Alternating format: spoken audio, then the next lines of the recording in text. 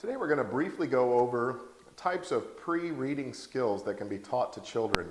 Before they even know how to start pronouncing whole words, understanding the meaning of those words as they see them printed, you can start to teach basic pre-reading skills as they look at printed material. Along with those things, you can help them practice recognizing individual letters. They've learned their ABCs, you can start helping them identify the sound that they've learned, or the word A, with what that represents and looks like in print.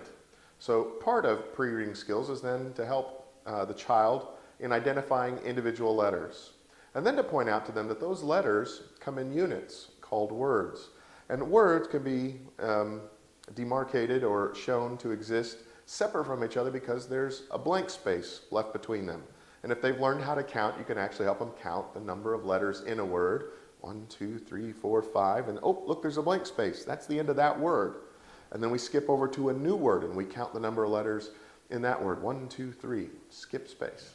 So basically you're teaching them what to recognize in printed material without actually teaching them how to read yet, but to learn some of the things that we just take for granted. So that there is meaning in words. Words together have meaning, called a sentence. Sentences together have meaning, called a paragraph, and paragraphs have meaning when they're put together in a full story. And you can start to help them see this in printed material. Look, here's an individual word. Here's a group of words. How do I know when those words end? Well, look, here's punctuation. Here's a period, a question mark, an exclamation point. That lets you know that that group of words or sentence is at an end, and now we begin a new group of words or sentence.